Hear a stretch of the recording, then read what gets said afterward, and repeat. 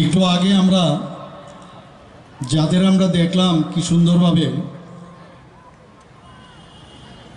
ওরা গান পরিবেশন করলেন, নৃত্য পরিবেশন করলেন।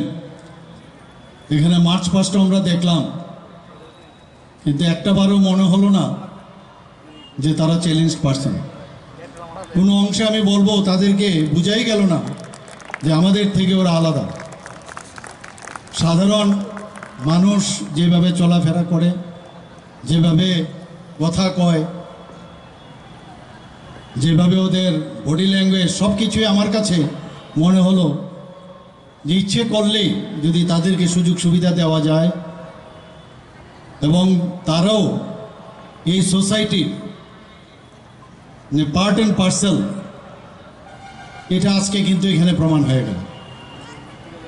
আমি মাননীয় প্রধানমন্ত্রী শ্রী নরেন্দ্র মোদীজিকে আমি ধন্যবাদ দেব। আগে বিকলাঙ্গ বলা হতো, এদেরকে হিন্দিতে অপায়েশ বলা হতো। একটা নেগলেক্ট যে ভাব, চিন্তা ভাবনা, কথার শব্দের মাধ্যমে সেটা এতদিন ধরে চলে আসছিল।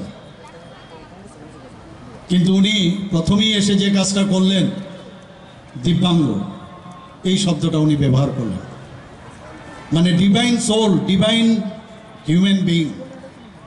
কত বড় কথা! এক কথার মাধ্যমে তাদের প্রতি যে সম্মান মাননীয় প্রধানমন্ত্রীজি দিয়েছেন, আমি সত্যিই ওনাকে আমি ধন্যবাদ দেব। এবং আজকে আমরা এখানে তাই দেখলাম, যে জিনিসটা আমার কাছে নেই, আমার কাছে অপরিপূর্ণ, তার মধ্যে আমরা দেখতে পারি তার চেষ্টাটা আরও বেশি দ্বিগুণ বেড়ে যায়। তার মধ্যে সে প্রতিভা কিন্তু আরও বিশেষ করে আমরা দেখেছি তার মধ্যে সৃষ্টি হয়। আমাদের ত্রিপুরা রাজ্যের ছেলেমেয়েরা কোনো অংশে ট্যালেন্টের দিকে কোনো অবস্থায় কম নয়। এবারও আমরা প্যারা গেমস, যেটা অলিম্পিকে হলেও, সেখানেও আমরা দেখেছি ভারতবর্ষের বহু যারা এই দিব্যাঙ্গ যারা ছিল, প্রচুর পুরস্কার আগেও নিয়েছে, কিন্তু এবার অনেক বেশি মাত্রায় ওরা পুরস্কৃত হয়েছে। এবং আমার এত আজকে এখানে বসে বসে আমি দেখছিলাম ওদেরকে, মনে হচ্ছে যে আমরা সবাই মিলেমিশে আমরা একাকার হয়ে গেছি এখানে। কোনো অবস্থায় কোনো মানে সেপারেশন, যে আলাদা কিছু তারা, সেরকম আমি কিন্তু দেখলাম না। আমাদের কাছে এখন পর্যন্ত ত্রিপুরা রাজ্যে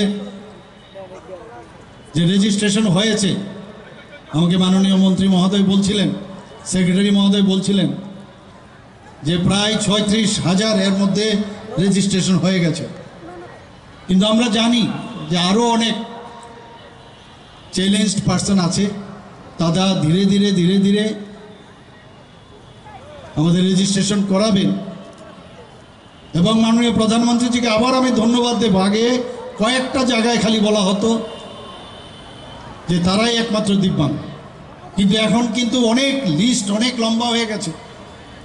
বিভিন্ন ক্ষেত্রে যারা চ্যালেঞ্জ পার্সন তাদেরও এই লিস্টের মধ্যে আনা হয়েছে। অর্থাৎ যেসব স্কিমগুলো আমরা করছি, এই স্কিমগুলো যাতে সবার জন্য আমরা দিতে পারি, সেই ব্যবস্থা আমরা নিয়েছি। আমাদের কেন্দ্রীয় সরকারও নিয়েছে, আমাদের ত্রিপুরা সরকারও নিয়েছে।